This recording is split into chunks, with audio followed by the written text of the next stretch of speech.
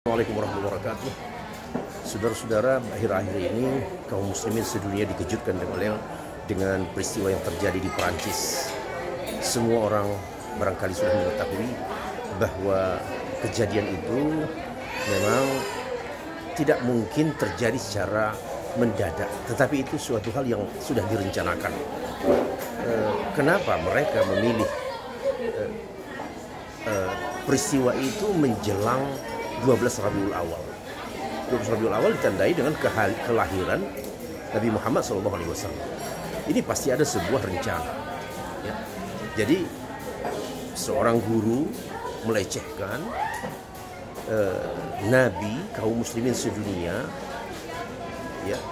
Lalu murid dari sekolah itu bertindak. Nah, sudah barang tentu perbuatan melecehkan seorang figur, apalagi nabi dari sebuah umat yang besar di dunia, seorang tokoh biasa saja di dunia, seorang presiden sebuah negara.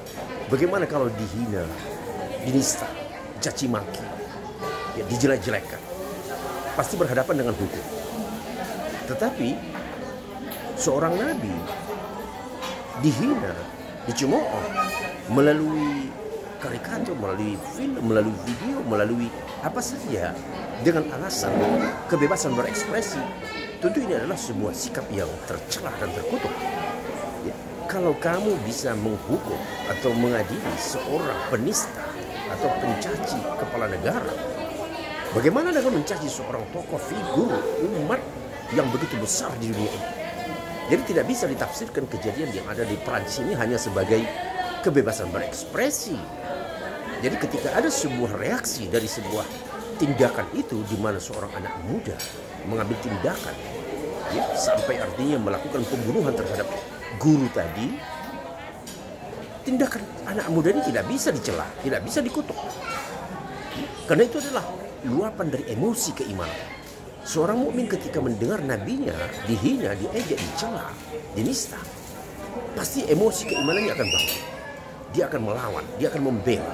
Nah, setiap muslim seharusnya punya pembelaan kepada Nabi SAW ketika dicela oleh siapapun. Seorang mukmin, tanda keimanannya sebagaimana Nabi kita SAW bersabda dalam salah satu hadisnya, la yu'minu ahadukum hatta akuna ahabba ilaihi min walidihi wan nasi ajma'in. Tidak beriman salah seorang kamu itu sebelum akulah yang lebih dicintainya daripada ayahnya, daripada anaknya, daripada semua orang di dunia. Jadi seorang figur yang kita cintai ketika dihina, dicela, pasti akan melahirkan sebuah reaksi. Apakah dalam bentuk emosi? Dan itu hal yang wajar-wajar saja sebagai bentuk keimanan seseorang. Pernah terjadi mirip seperti pemuda di Perancis ini. Pernah terjadi zaman Nabi. Satu keluarga muslim punya pembantu di luar Islam. Lalu si pembantu wanita ini mencaci maki Nabi. Berulang-ulang dia ucapkan. Lalu si majikan yang muslim memperingatkan bahwa perbuatan itu, ucapan itu, ya, tidak dibolehkan dan laknat. Akan tetapi setelah diingatkan, apa reaksi perempuan tadi, ya, budak wanita tadi, ya, tidak berhenti dari ucapan-ucapannya mencaci maki Rasul. Lalu akhirnya majikannya itu mengambil sebuah tindakan, tidak membunuhnya, tetapi ketika wanita itu tidur, laki-laki itu, si majikan tadi menaruh pisau dekat tempat dia tidur, karena malam memang gelap gulita. Lalu akhirnya pisau itu menikam perempuan tadi karena bolak-balik tidur, ya, akhirnya bersimbah darah. Lalu wanita itu pun mati. Ketika itu terjadi, majikannya tadi datang melapor ke Rasulullah SAW. Ya Rasulullah, telah terjadi begini-begini pada diri. Seorang wanita budak yang bekerja di rumahku mencaci makimu. Setelah itu ku ingatkan, namun dia tidak berhenti. Maka aku tidak membunuhnya, tetapi aku naruh sebilah pisau dekat tempat tidurnya sehingga menembus perutnya dan dia pun meninggal. Apa jawab Nabi? Fa inna damaha hadar. Darahnya itu halal. Jadi perbuatan menghina, mencela, mencaci maki Nabi, memburuk-burukkan Rasulullah, ini adalah sebuah tindakan yang tidak bisa diterima. ketika ada sebuah reaksi terhadap perbuatan itu, dan itu tidak boleh dinilai sebagai sebuah bentuk ekstremisme atau radikalisme. Itu adalah luapan keimanan. Begitulah seorang muslim, karena di dalam Islam tidak boleh mencela figur. Nabi Isa sendiri tidak boleh dicela. Di dalam Islam orang yang mencela seorang nabi, termasuk Nabi Isa, kalau ada yang mencelanya, itu orang itu bisa menjadi kafir. Mencela nabi utusan Allah itu bisa menjadikan seseorang menjadi kafir.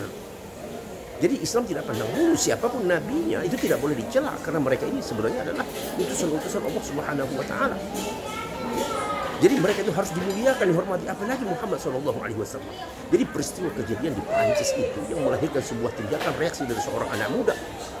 Jangan terbalik mengutuk anak muda yang melakukan tindakan balasan, membela nabinya. Bukan itu yang dikutuk. Yang dikutuk adalah penyebabnya.